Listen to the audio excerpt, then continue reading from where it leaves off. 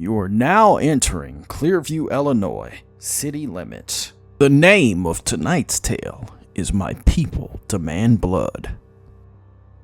Henry used the distraction of the crowd to slip down into the depths of Utaro University. Protesting when things wronged you was one way to deal with an unjust world, and if he were younger, he'd have been content to do that. But now that he was in his 40s, just yelling at some white man to get them to fix a problem felt childish. If you truly wanted something done, there were times when extreme displays were the only recourse. He crept down to the basement to retrieve an artifact of his people that Utaro College planned on displaying. It wasn't enough that they destroyed his ancestors and made them live on reses. Now they needed to parade around the sacred relics of his people like the decapitated head of an enemy they bested. Was there ever a time when these white men would just let things be?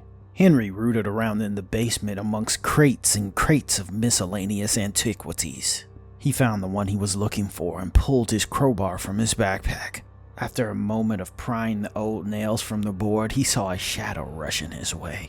He didn't figure anyone would have come down here when so much was happening outside on campus, but he had been wrong. He took the relic from the softwood shavings. It was a warrior's horn used to rally the braves in times of war. Henry inspected the artifact's runes, half understanding some of it. His focus was pulled away once again when he saw a man in a Utaro College security uniform charging him. Henry was so transfixed on the relic that he only turned when he had absolutely no hope of preventing it. He went down hard, and the horn flew from his grasp, sliding into a shadow. When Henry fell, he saw it was a young white man in his 20s. Though he intended to run away over getting into further trouble, if he did attempt to fight it out, the age gap came into play and he would be taking a gamble. Henry struggled to stand, but the younger man sprawled into a superior position.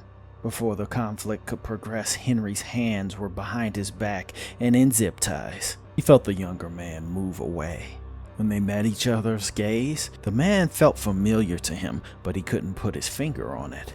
The white man was a real straight-laced cookie-cutter model from the factory as far as he was concerned. Yet, suddenly a loud crash happened in the storage room. Both men's attentions were divided. If they were surprised to see one another down here, their shock was double. The guard pulled his heavy flashlight and scanned for signs of life. When he made a full rotation of light, he turned to Henry and said, "Did you bring anyone with you?" Henry shook his head in the negative, but what really was the point of asking? It wasn't as if he could trust his word. The security guard chalked up the noise to nothing that he cared to investigate and stood behind Henry to keep him moving. Before the two men took 3 steps, a powerful unseen force shoved the white man, sending him into the long, dusty, forgotten crates. When Henry turned, he saw only a translucent shade in the darkness. Standing before him was a Native American warrior, dressed as if he were from a time before. Henry trembled with his hands behind his back, while the intangible manifestation whispered his will into his ear. He spoke Iroquois, and Henry pieced enough of it together to get the gist of his words. "We are lost, grandchild. You embody our people's warrior spirit. Pick up the horn and rally those that still carry the will to fight." Henry leaned on the wall and with some measure of difficulty adjusted his hand to face ahead of him. The spirit hovered over the security guard with ill intent. Though his form was far from solid or easy to read, Henry could see it reach into the man's throat as if it were physically willing his lungs not to draw breath. Henry watched for a long while. A part of him wanted him to do it, but the part of him that was human couldn't reconcile watching a helpless man die. The security guard was all but paralyzed, so Henry ran at him full speed. He knocked the guard to his senses and seemed to surprise the spirit. "You are nothing but a traitor to your kind," the shadow declared in Iroquois. Henry rolled as the angry spirit dove for him. Its spectral hands passed through him. Henry felt his pulse quicken, but he was only in danger when he couldn't move. The spirit wasn't powerful enough to outright kill him, but strong enough to finish off the weak and helpless. A taser's electrical discharge happened and streaked through the apparition. The Iroquois warrior looked over to the security guard, then to an uncooperative Henry. The spirit gazed back at the two with anger and frustration. It ran a few steps, then completely vanished from sight. "Thanks," said the security guard, knowing that he would have been dead if it weren't for Henry's intervention. Henry ignored his gratitude because his reflexive act of morality, in no uncertain terms, felt like a betrayal of his culture.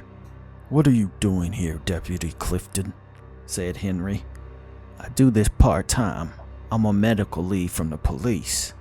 When Henry didn't ask a follow-up question, he moved on, but not before cutting him free. "What were you doing down here?" Clifton asked. Henry took a moment and thought to lie, but decided against it, seeing that he had given up on lying years ago.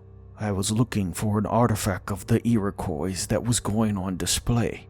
Henry got on his hands and knees looking to see where the horn had gotten onto. A violent bang happened at the door which startled both men. "What was that? Did you bring other people?" asked Clifton. "No, I didn't," Henry replied. Clifton felt outmatched and naked without his service revolver, but pulled a taser. They faced the ominous pounding.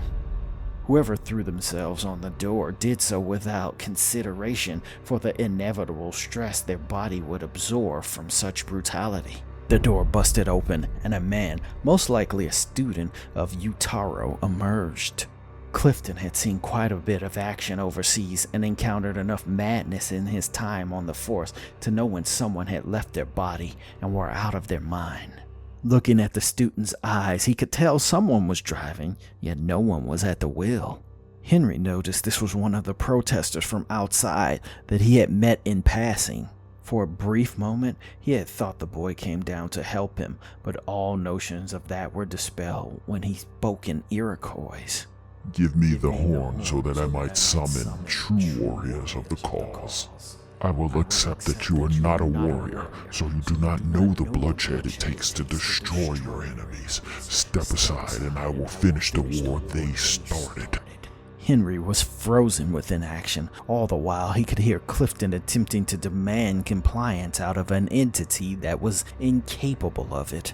Henry managed to pick up the horn while the Iroquois warrior in his borrowed body ignored the jolts of electricity from Clifton's taser as if it no longer adhered to the concept of pain. Henry ran. A part of him wanted to listen to this angry apparition. His people had lost, this was true, but that didn't give this college or anyone the right to make a mockery of his people.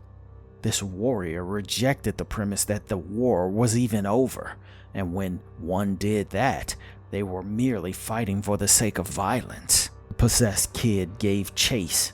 Henry couldn't hope to keep up a pace this frenetic with a child. If he couldn't think of a way out of this, it was only a matter of time before he was caught.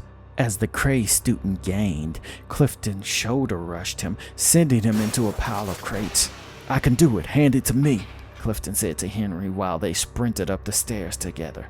"No, this is my burden to bear." As they ran out to the campus, Clifton nodded as if he understood when it was best to follow over lead. This was Henry's fight, not his. The two saw the warrior on their tail and heard his battle cries closing in. "Do you have a gun?" Henry asked Clifton, nearly out of breath. "I have several, but I'm not allowed to carry here," he replied. On the campus grounds, a grand dance of mayhem played out. Heavily armed policemen in riot gear surrounded the school, while an angry mob surged past its boiling point. When Henry saw the supernaturally charged student gaining, he thought to lose him in the chaos of the crowd. Clifton and Henry moved in sync, past the line of police and into the eye of the storm. Henry looked back, losing track of his pursuer, but when he turned his face forward, he ran into a wall of protesters. The horn slipped from his grasp and all but disappeared into the sea of faces. Clifton and Henry looked around urgently, for the horn and the warrior in equal measure. Henry noticed a young woman pick up the ancient relic. Henry yelled to her, but his voice didn't carry over the crowd. He tried to get to her through the violent waves of people. He watched in horror as the girl wearing an inaccurate Iroquois headdress put the horn to her lips. Henry's yell was drowned out by the commanding scream of the war horn. For a split second, the commotion stopped and all eyes rose to the sky. Mist seeped from the earth as if the long-dead slumbering spirits woke once again for the call to arms. Randomly, mist enveloped students, and their eyes went white and hollow as if their consciousness went away. The war cries of the Iroquois warriors began. The spirit of the Iroquois looked to Henry through the mob and smiled ominously as waves of students grabbed whatever they could use as weapons, charged walls of better armed policemen. The violence turned bloody, and it wasn't long before the first shot rang out. Gunfire and gas were hurled into the mob. Bodies fell, warriors and bystanders alike. Henry took a stray bullet in the chest. Clifton ran to the man and tried his best to use his body as a shield for any further oncoming damage. Bodies began dropping by the handful. When the fog cleared, Henry lay dead in Clifton's arms amongst a mass grave with only Clifton to know why. You are now exiting Clearview, Illinois. I hope you enjoyed the trip.